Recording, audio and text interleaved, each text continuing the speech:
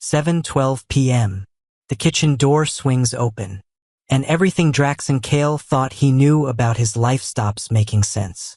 There he is, Orion, barefoot on the cold marble floor, soft curls falling over his forehead, oversized gray shirt hanging loose from one shoulder.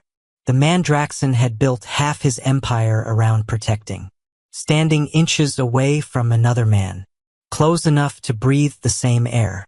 The stranger's hand wrapped around Orion's wrist, not grabbing, not violent, gentle, like someone who had touched him before.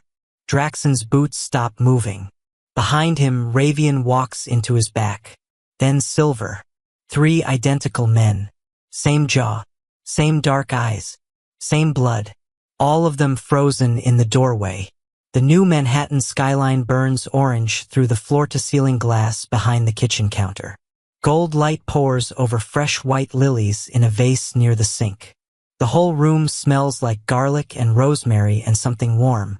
It should have felt like home. It doesn't. The stranger is tall, clean-cut, dark blazer, rolled-up sleeves, a chef's apron tied around his waist. Kaylee's Thorne, the private culinary instructor Draxon hired 7 months ago. His face is turned toward Orion, explaining something, his free hand gestures toward a pan on the stove, his other hand still holding Orion's wrist. Their faces are close, too close for a lesson. Orion's wide brown eyes flick toward the door. He sees them, and his whole body goes rigid. Silver grabs Ravian's arm without thinking. Ravian exhales once through his nose.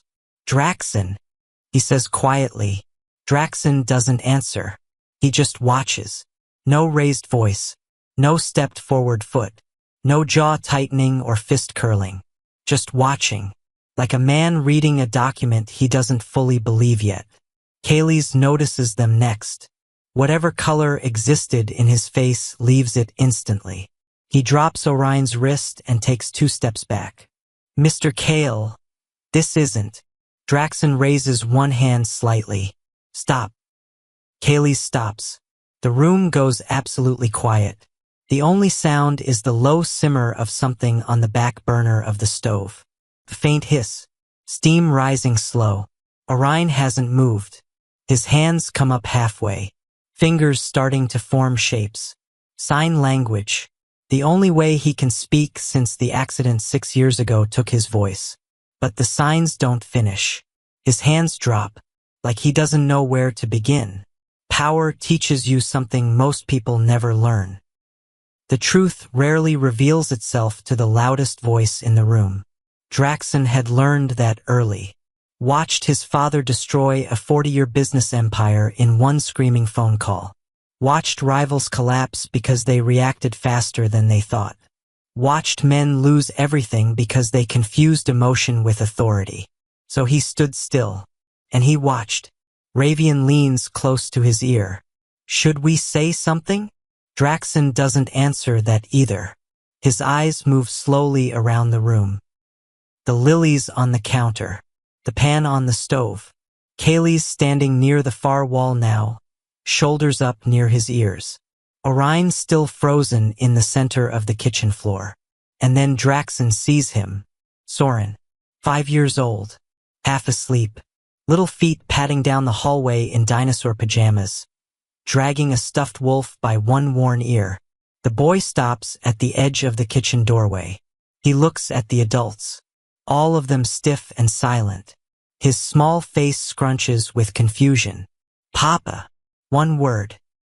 And everything in Orion breaks loose. He moves before anyone else does. Rushing forward, dropping to one knee, pulling Soren into both arms in a single sweep. Fast. Desperate. Like a man protecting something from a threat that hasn't shown itself yet. He buries his face in the boy's curls. Soren wraps his arms around Orion's neck automatically. Still half confused. Stuffed wolf dangling from his fist. Draxon watches Orion hold the child. And he notices something. Something small. Something that doesn't fit. Orion's eyes over Soren's shoulder aren't on Kaylee's. They're not on Draxon. there on the security camera mounted in the upper corner of the kitchen, staring directly at it, like a man who just realized he was being recorded, like a man who just realized someone else knew that too. Hi viewers. Have you ever been in a situation where you couldn't explain yourself fast enough and the silence made everything worse? Drop your answer in the comments right now. The scene already looked wrong. Not emotionally wrong. Strategically wrong. Orion had survived 3 years of kidnapping threats, media setups, and rival clan pressure without cracking once. He didn't make careless choices. He didn't take unnecessary risks. So why here? Why now? Why in the most visible room of the penthouse? With cameras running, with staff present 2 floors down, with Soren awake and wandering the hall. Draxon's mind moved the way it always moved when something didn't add up. Quietly, backward, looking for the piece that started it. He stepped back from the doorway without a word. Ravian followed. Silver last. Behind them, Kaylee's exhaled shakily. That night, Draxon sat at his desk long after the penthouse went quiet. He pulled up the household security log on his laptop. Timestamp after timestamp. Staff entry codes. Delivery arrivals. Camera checks. And then, one entry that had no business being there. An external server address had accessed the kitchen camera feed. Not tonight.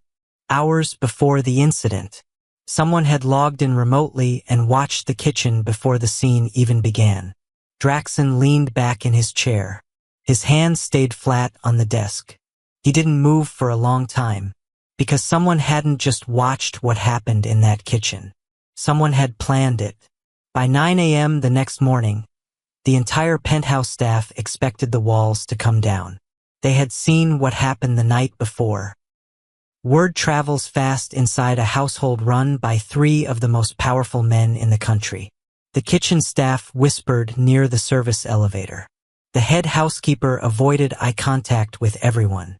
2 security guards stationed near the front entrance stood at attention like they were waiting for an explosion. Nobody said anything out loud, but everyone was waiting for Draxon to snap. He didn't. He came downstairs at his usual time. Dark suit pressed clean, coffee in hand, face completely calm. He sat at the head of the long dining table and opened his morning briefing documents like it was any other Tuesday. Silver watched him from the doorway for almost a full minute before walking in. You slept. 4 hours. And you're fine. Draxon turned a page without looking up. I didn't say that. Ravian came in next. He poured himself coffee, stood at the counter, and didn't say anything for a long moment. Then he set the cup down. Kaylee's is still in the guest wing. He won't be by noon. That was all Draxon said about it. By 11:45 a.m., Kaylee's Thorne left the penthouse with a single bag and no public explanation. His employment contract was terminated with a standard non-disclosure clause. No scene. No raised voices. No formal accusation. Clean and quiet. Just gone. Orion came downstairs around 10. He stood in the kitchen doorway, the same kitchen, and watched Draxon at the dining table from across the open floor plan. His hands came up slowly, fingers moving through signs. I need to explain. Draxon looked at him. Then he stood up, crossed the room in 6 steps, and very gently placed both hands over Orion's, stopping them. Not rough, not cold, just still. He looked at Orion directly. Not yet. 2 words. Orion searched his face, trying to read what was underneath, but Draxon's expression gave him nothing to hold on to. And that was worse than anger would have been. Anger had edges. Anger gave you something to push back against. This was different. This was a man making calculations Orion couldn't see.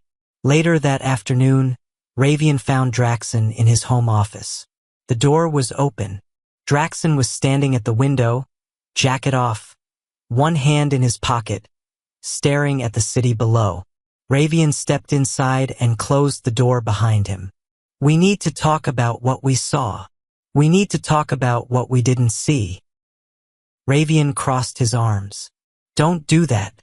Don't turn this into a strategy session when it's personal. Draxen turned from the window. Ravian, Orion has lived in this building for 3 years. He knows where every camera sits. He knows what the staff schedule looks like. He knows Soren's sleep pattern down to the hour. He paused. So ask yourself, if he was going to do something he didn't want us to see, would he do it in the kitchen at 7 p.m. on a Tuesday with the 3 of us due back from the port meeting at exactly that time? Ravian was quiet. Then why did it look like that?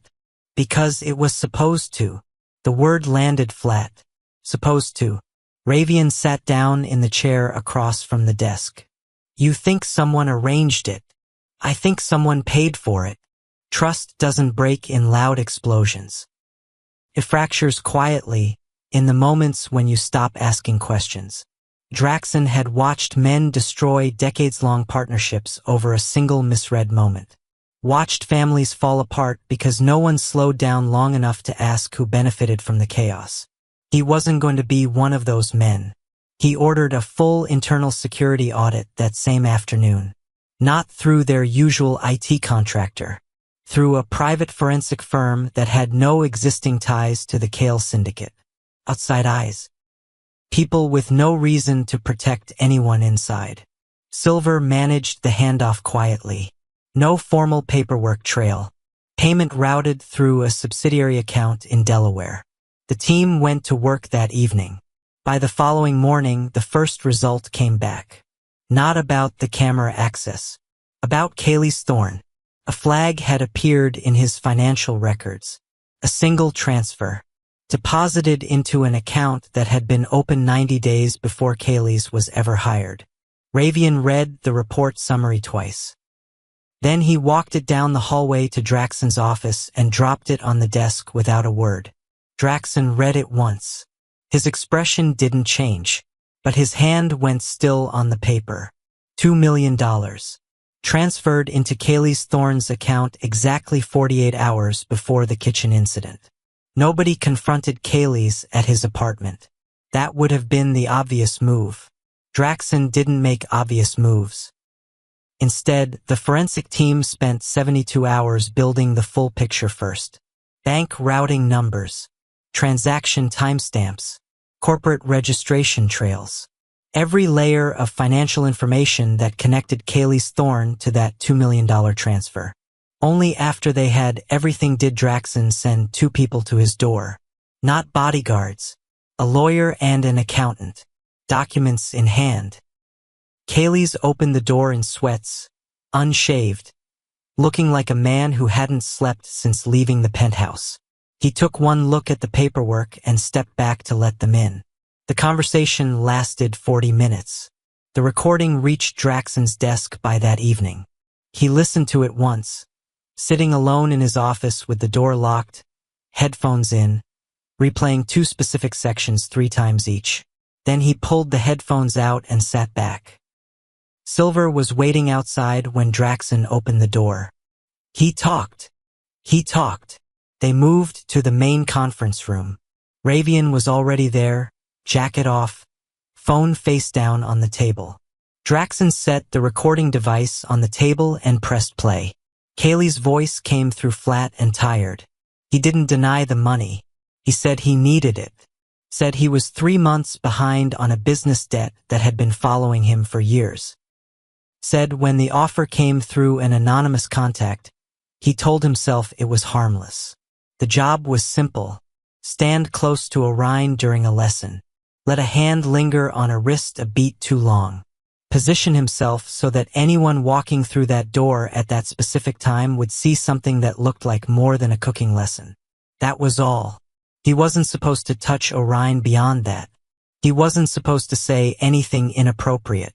He just had to create a moment. Picture. One frame. Ravian leaned forward. He knew the exact time we'd be back from the port. Someone told him, Silver said. Someone with access to our calendar. Draxen stopped the recording.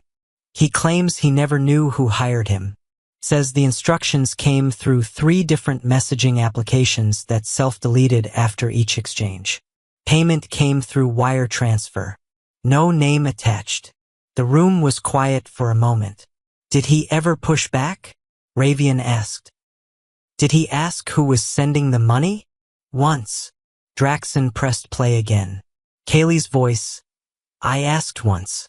They said it wasn't my business. They said the job was clean. No one gets hurt. It's just optics. Ravian exhaled hard. Just optics. 3 shell corporations. That was the forensic team's next finding. The wire transfer that funded Kaylee's had moved through 3 different corporate entities before landing in his account. 1 registered in Delaware. 1 in the Cayman Islands. 1 in a small financial district in Luxembourg that specialized in privacy-shielded accounts. Professional layers. The kind of financial architecture that didn't get built overnight. Whoever this was, they had been planning it for months. Silver pulled up the corporate registration documents on his tablet. He scrolled through them carefully, and then his jaw tightened. Draxon. His voice changed. Draxon looked at him. Silver turned the tablet around. The 3rd shell corporation. The one that originated the full payment chain had a registration number. A number that matched a format Draxon recognized immediately. Because they used that same financial registration structure for one specific purpose. Internal Kale syndicate investment accounts. Not external rivals. Not competing port families. The money trace didn't lead outside their empire. It led back in. Ravian stood up from his chair. That's not possible. But Draxon was already reaching for his phone. Because possible or not, the numbers didn't lie. Someone inside the Kale syndicate had paid to destroy the one thing no external enemy had ever been able to touch. The trust between 3 brothers. And the quiet Omega who held all of them together without ever saying a single word. The Kale syndicate managed 41 port operations across the eastern seaboard. 1,200 employees. 11 regional directors. 3 founding partners sitting at the top. Any one of those 11 directors had enough internal access to create a shell account inside the investment trust. Any one of them had reason to. Power at that level didn't come without people who resented it. Draxon laid the financial documents across the conference table the following morning and stood back while Ravian and Silver went through them piece by piece. Ravian moved fast. Finger dragging across each page. Eyes flicking between rows. Cross-referencing against a list of known account managers he had pulled from their internal system the night before. Silver moved slower, more careful. He kept returning to the same 3-page segment. The Luxembourg registration, he said finally. What about it? The date it was opened. He set the page flat. 14 months ago. Ravian looked up. That's 4 months before we even hired Kaylee's. Which means whoever did this wasn't reacting to something we did. Draxon pulled a chair out and sat down. They were building toward this from the beginning. The room took that in. 14 months. A plan that started more than a year before it executed. That wasn't impulsive. That wasn't personal. That was corporate. Silver leaned back. I keep coming back to the Port Consortium announcement from last spring. The new Atlantic group trying to push into our Boston territory. Rival port families, Ravian said. We blocked them at the zoning board. They lost $300 million in projected revenue when that deal collapsed. Draxon looked at Silver. You think they found someone inside? I think they found someone who already wanted to move against us and gave them a reason to act. That distinction mattered. An outside enemy alone couldn't execute this. They wouldn't know the calendar. Wouldn't know Soren's sleep schedule. Wouldn't know which camera angle covered the kitchen door at 7 p.m. But someone inside who had been approached by an outside group. Someone with access and a grievance. That was possible. That was real. Meanwhile, 2 floors up, Orion had moved himself to the guest wing. Not dramatically. He packed a small bag one afternoon while Soren was at his weekly art lesson and simply relocated. The staff noticed. They said nothing. Draxen noticed from the security room monitor when he saw the guest wing light come on at 11 p.m. 2 nights in a row. He didn't go up. Not because he didn't want to, because every move he made right now had to be deliberate. Going to Orion now, without answers, would only make things worse. Would confirm to Orion that Draxen still wasn't sure. Would confirm that the silence between them had meaning. The cruelest part of manipulation isn't the lie. It's the silence that grows in the space the lie creates. Draxen understood that. He also understood that understanding it didn't make it hurt less. Soren noticed the empty chair at breakfast. He didn't say much about it. He was 5. He noticed things in the way children notice things, directly and without filters. Is Papa mad? Draxen looked at him across the table. No. Then why doesn't he eat with us? He's resting. Soren looked at his cereal. He looked sad yesterday. Draxen didn't have an answer for that. He poured the boy more juice and changed the subject. But the words stayed with him. He looked sad yesterday. Not guilty. Not careful. Sad. The forensic team delivered their next report at 3 p.m. Draxen read the executive summary standing at his desk. The camera hack that had occurred the night of the kitchen incident had been traced to an IP address. Not an external server as originally suspected. The signal had originated from inside the penthouse network. Specifically from a device connected to the Kale household system on the 48th floor. Their building, their network, meaning whoever accessed that camera feed hadn't hacked in from outside. They had been inside. Or they had someone inside who let them in. Draxen set the report down. He looked out the window at the city spread below. 41 port operations. 1,200 employees. And somewhere in that structure, someone was close enough to reach through their walls. The forensic team worked through the weekend without being asked. By Sunday morning, they had pulled 3 additional layers of data that hadn't been in the original audit scope. Draxen read the new package at 6 a.m., still in the clothes he had worn the night before. The kitchen footage hadn't just been captured. It had been formatted, edited, timestamped, and scheduled for distribution to 4 separate financial media outlets at 8 a.m. on the Thursday following the incident. Someone had already written the headline. Draxen read it twice.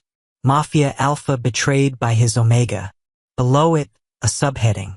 Sources inside the Kale syndicate confirm instability at the top of the empire. The article draft was 3 paragraphs long. No byline. Written in a style designed to look like insider reporting. References to unnamed sources. Carefully placed quotes that sounded specific without being specific enough to trace. Professional.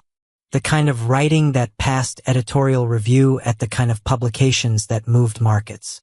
Draxen called Ravian at 6:14 a.m. Come down. Ravian was there in 4 minutes, hair still uncombed, coffee in hand. He read the headline. Then he read it again.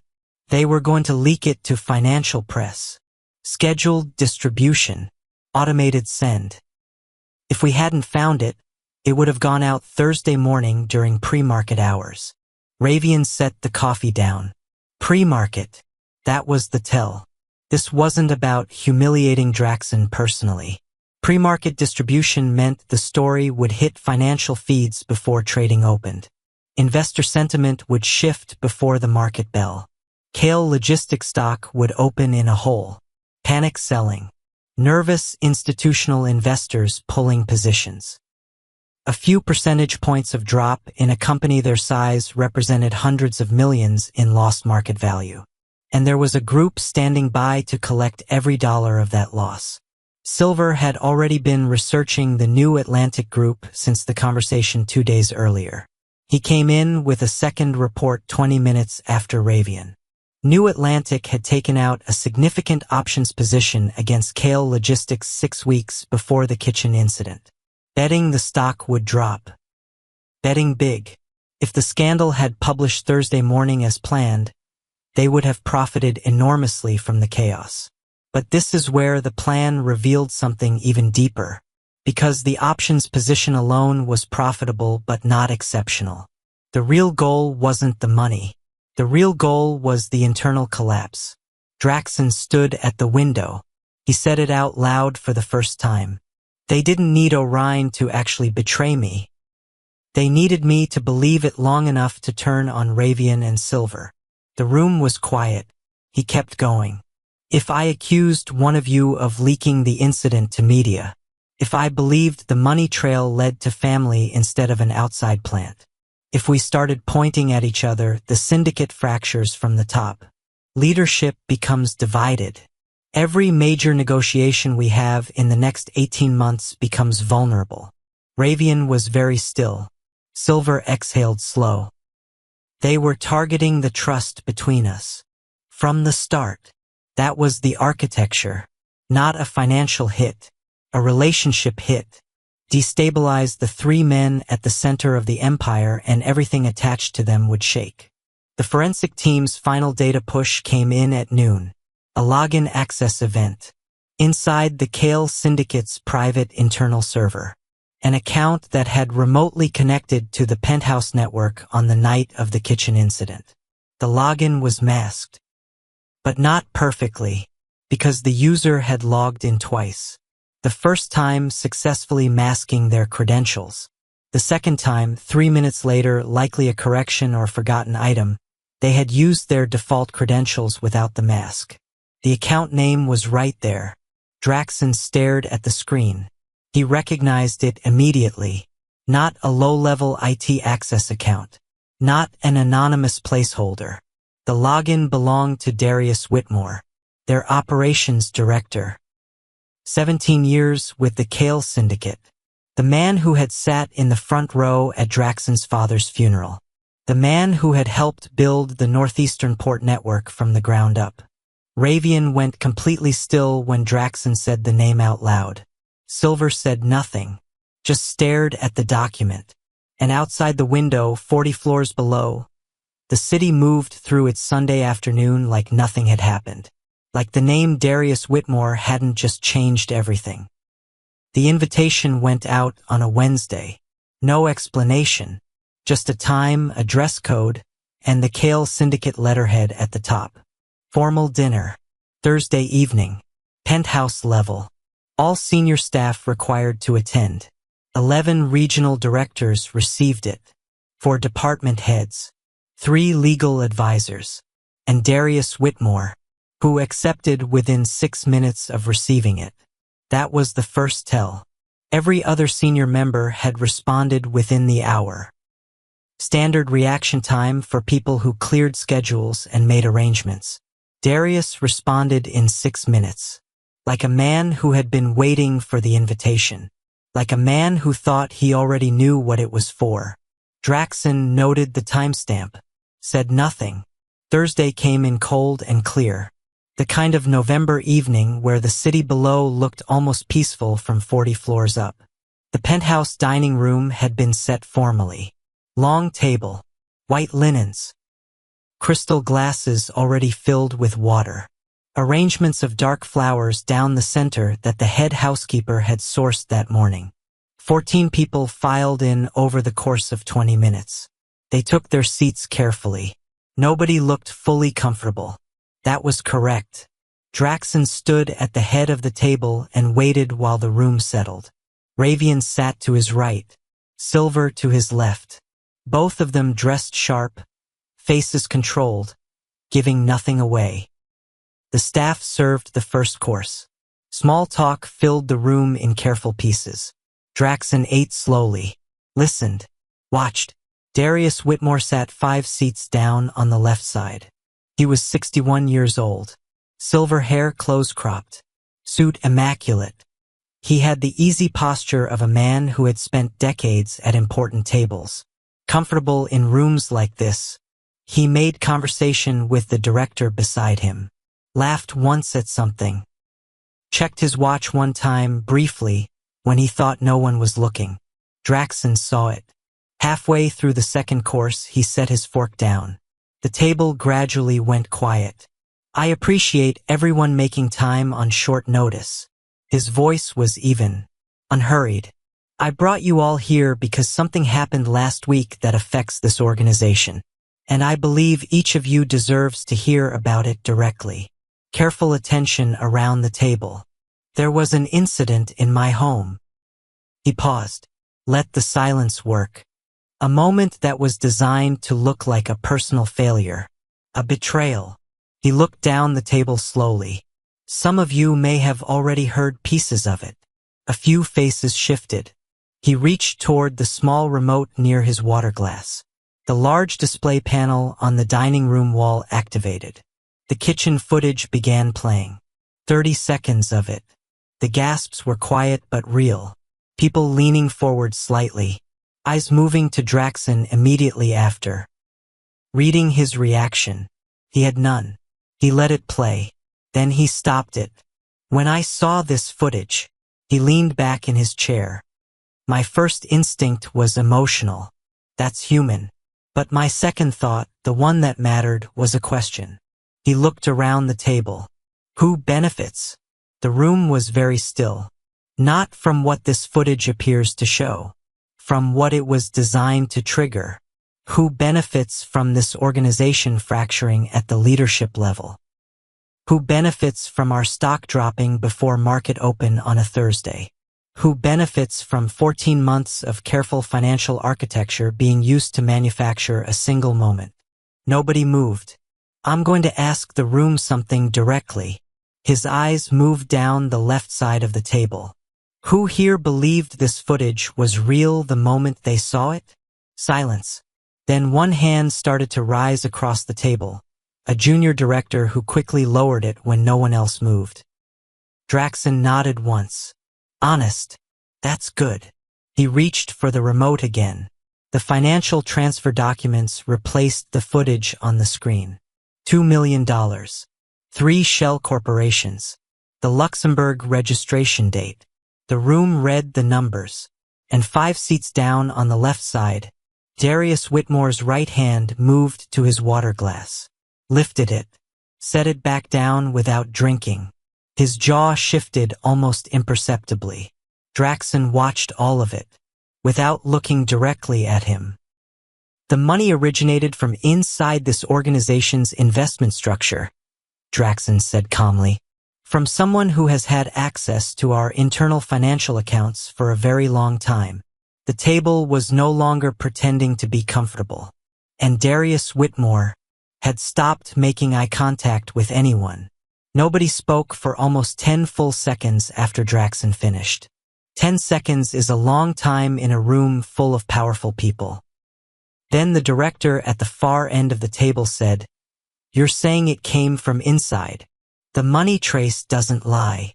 But who would? Darius." The name dropped into the room like a stone into still water.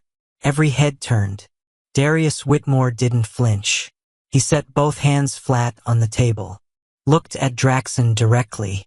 "That's a serious accusation." "It's not an accusation." Draxen nodded toward Ravian. Ravian opened a folder and passed copies down both sides of the table.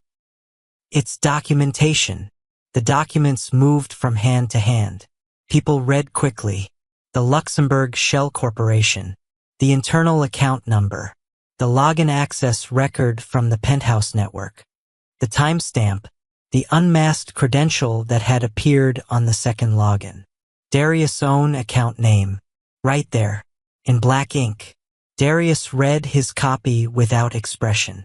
Then he set it face down on the table. "I want legal counsel before I respond to anything in this document."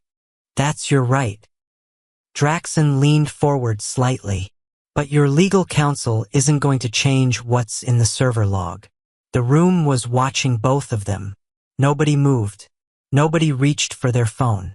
Nobody looked away. Darius was quiet for a moment. Then he said something unexpected.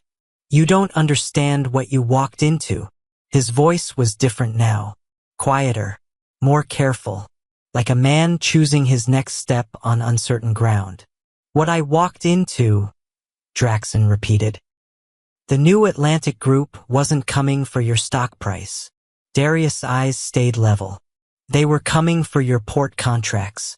All of them. Boston, Baltimore, Charleston. The consortium has been lobbying the Federal Shipping Committee for 8 months. They have 2 sitting committee members who are already in agreement. They were going to legislate you out of 3 major port territories by mid-next year regardless. The table had gone completely still. So you helped them. I protected myself. For the first time, something cracked in Darius' composure. I've been with this organization for 17 years. 17 years. And the moment those port contracts collapse, this empire loses 40% of its operational revenue. Do you understand what happens to everyone in this room when that number hits? I wasn't going to go down with it. So the plan was what exactly? Ravian's voice was flat. Destroy us first. Jump to New Atlantic before the fall. Darius didn't answer. He didn't need to. The silence answered. Anger is easy to predict. Every enemy Draxon had ever faced had counted on it. They counted on the explosion, the public accusation, the Triplet brothers turning on each other while the real threat moved quietly in the background. Anger was loud and blind, and it made you make decisions before you had all the information. Silence was strategy. Silence gave you the full picture before you moved. Draxon had used every day since the kitchen incident to build that picture completely. And now it was fully built. He looked at Darius. The federal lobbying campaign you mentioned. The committee members. The port contract threat. He kept his voice completely level. We've been aware of that situation for 4 months. We've had a response strategy running since August. Darius' expression shifted. Just slightly. The New Atlantic Group's lobbying effort is going to fail because 3 of the committee members they didn't approach have already submitted a counterproposal that protects existing port contracts under a new federal shipping framework. That counterproposal passes committee review in 6 weeks. The table was very quiet. Darius stared at him. You knew. We knew. Then why didn't you? Because we don't brief every senior staff member on every active strategy. Draxon leaned back. That's not how this organization protects itself. Something moved across Darius' face that wasn't quite shame and wasn't quite rage. It was the look of a man who had burned 17 years over a problem that was already being solved. The scandal leak, Silver said from the left. The footage scheduled for Thursday morning. Financial media distribution. Was that already sent? Darius was quiet. Too quiet. Silver's jaw tightened. Darius. Was the footage already distributed? The automated send was scheduled. He exhaled slowly. I couldn't cancel it from here. The room erupted. Not in shouting. In movement. Chairs shifting. Phones appearing. Ravian already standing. Phone to his ear. Stepping away from the table. Draxon didn't move. He stayed in his chair and looked at Darius Whitmore. Then we have about 11 hours. 11 hours. That was the window. The automated distribution was set to trigger at 8 a.m. It was 9:04 p.m. Ravian was already on the phone with their media relations team before he cleared the dining room doorway. Silver had his laptop open on the kitchen counter, pulling up their financial communications protocol. 2 of their legal advisors had moved to the smaller conference room down the hall. The dinner guests were escorted out quickly and quietly. Darius Whitmore was escorted somewhere else. Draxon stayed at the head of the empty dining table for exactly 90 seconds. Then he moved. The next 3 hours were surgical. Their communications director, a sharp woman named Amara Osei who had handled crisis messaging for the syndicate for 6 years, was on a video call within 20 minutes. She listened to the full situation without interrupting, asked 4 precise questions, then started building. Not a denial, not a press statement deflecting the story. A full counter-release. Everything. The financial documents. The shell corporations. The login record. The new Atlantic Group's options position. The 14 months of preparation. The paid setup of an innocent man. The attempted corporate espionage against one of the largest port logistics companies on the eastern seaboard. All of it packaged and formatted for major financial press. Amara's principle was simple. When someone is racing to define you, you get there first. Draxon reviewed the draft at 12:30 a.m. He changed for words. Proved it. The release went out at 2:17 a.m. 5 hours and 43 minutes before the scandal footage was scheduled to hit. By 4 a.m., 3 major financial publications had already picked it up. By 6 a.m., the story wasn't Mafia Alpha betrayed by his Omega. The story was Kale Syndicate exposes corporate espionage plot, new Atlantic Group under investigation. The framing flipped completely. When the automated distribution triggered at 8 a.m. exactly as scheduled, the kitchen footage arrived in 4 editorial inboxes. 2 editors didn't open it. One opened it, cross-referenced it against the already published counter-release, and sent it to their legal team without posting. One ran a follow-up piece about the manipulation attempt itself, using the footage as evidence of the scheme rather than evidence of betrayal. The market opened at 9:30 a.m. Kale Logistics stock dropped 2 points in the first 12 minutes as residual noise from the morning's news cycle ran through. Then it recovered. Then it climbed. By noon, it had gained 4 points above Wednesday's close. Institutional investors who had been positioned cautiously shifted back in. The new Atlantic Group's options position, the one betting on a Kale collapse, expired worthless. Darius Whitmore was arrested by federal agents at 11:15 a.m. on charges of corporate espionage and financial fraud. His attorney issued a statement. Nobody ran it prominently.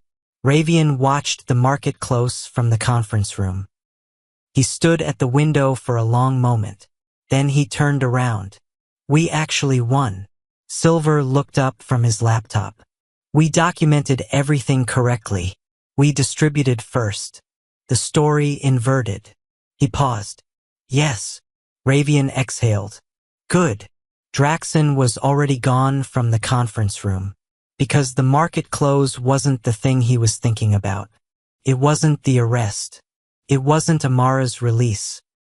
It wasn't the inverted story or the recovered stock price or the federal investigation that was now going to spend the next 18 months unraveling the new Atlantic Group's lobbying operation.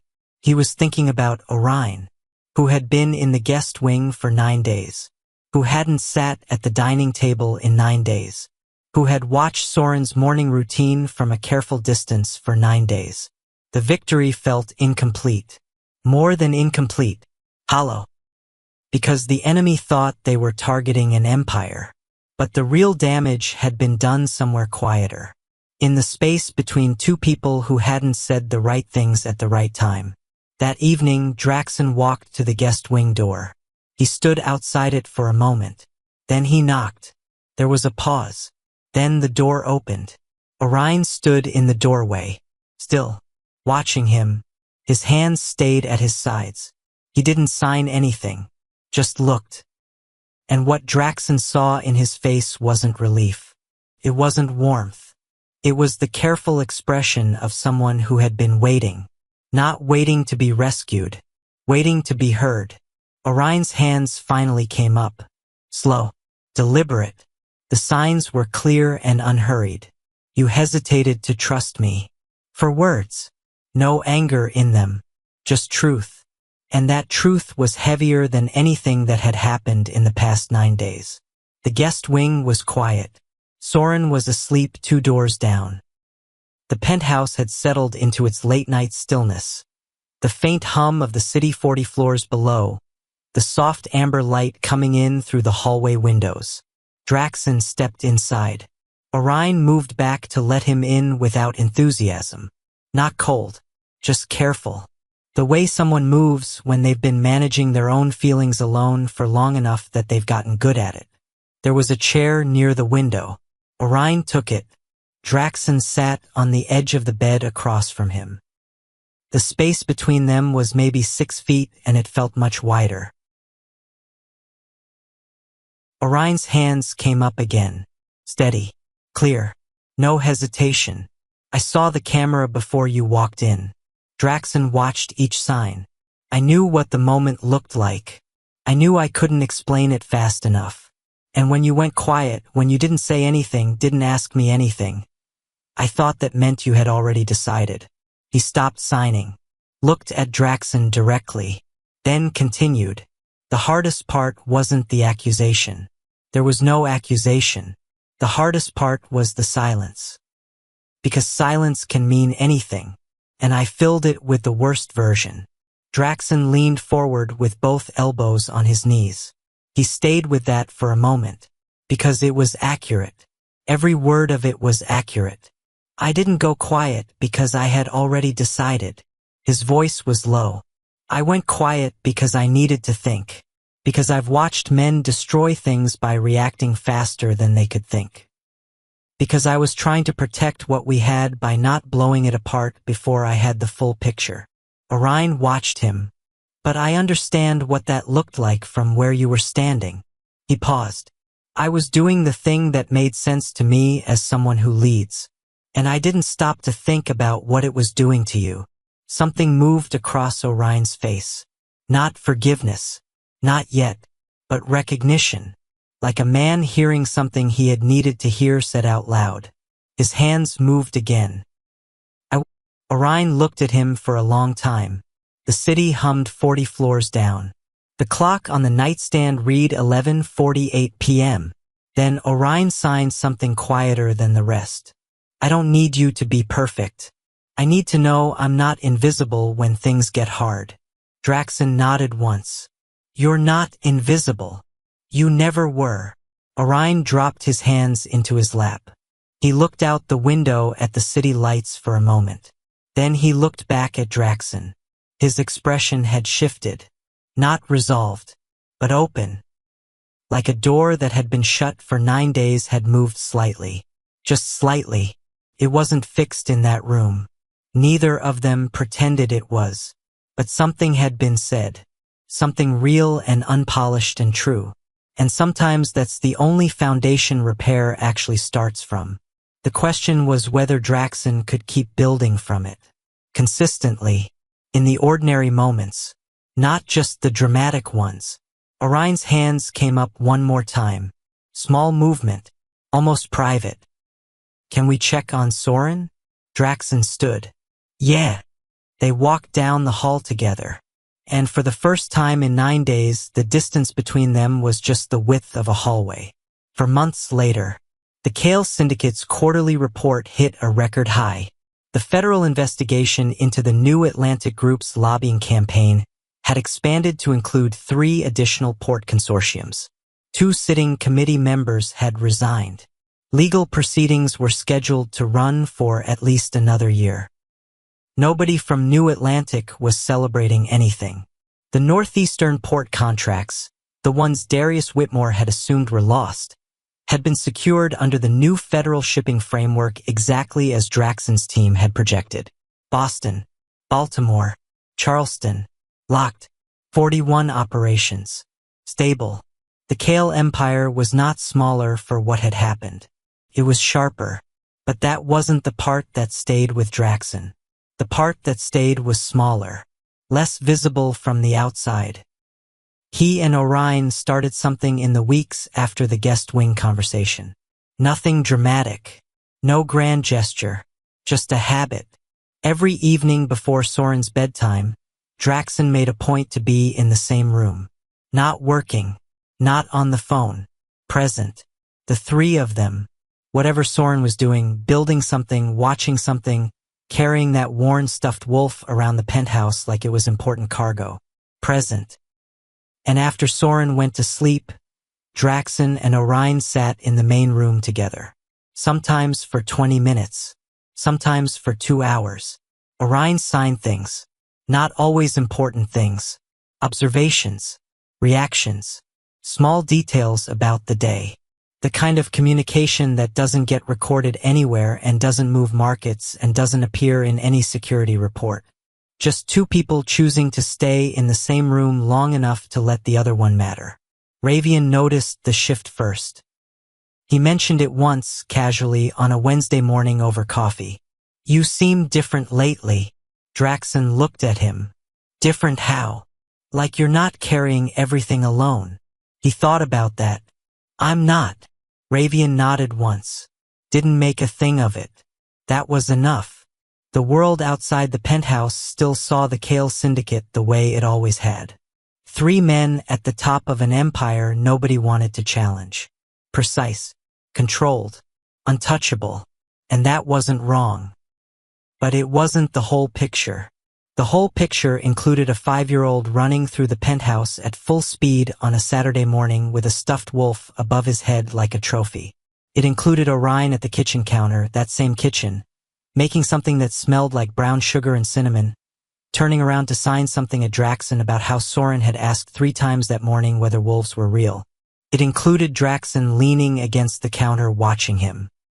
Not calculating, not managing, just there.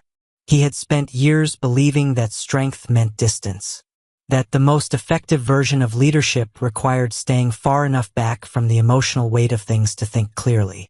That was partially true, but only partially, because there was a version of distance that wasn't strategy. It was just fear. Fear that getting close enough to something to need it meant getting close enough to lose it. Orion had named that in the guest wing without being harsh about it. "I need to know I'm not invisible when things get hard." Simple. Clear. A person asking to be treated like they mattered in real time. Not in security reports. Not in legal strategy. Not in financial counter-releases that went out at 2 a.m. In the moment.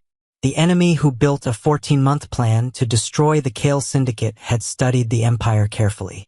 The financial leverage points. The market exposure. The political vulnerabilities. The pressure that could be applied to 3 powerful men who had never learned to fully trust anyone outside their own circle. He studied all of it, and he still missed the most important thing. The thing that made all of it worth protecting wasn't a port contract. It wasn't a stock price. It was the people inside the walls. The ones who stayed. The ones who showed up even when the silence got too heavy. The ones who kept asking to be seen even when it would have been easier to stop trying. Soren ran through the living room. Stuffed wolf raised high. Orion turned from the kitchen and caught him mid-run, spinning him once before setting him down laughing. Draxen watched them, and something settled in his chest. Quiet. Solid. The kind of feeling that doesn't need to be announced. The enemy thought he was attacking an empire. He didn't realize he was testing something much harder to break. Not the financial structure. Not the port contracts. Not the market position. The people who made all of it mean something. And they held. If the story moved you, if you've ever stayed silent when the person in front of you needed to hear something real, drop a comment below. Tell us the moment you realized silence wasn't protection. It was distance. Stories like this one exist because people like you keep showing up.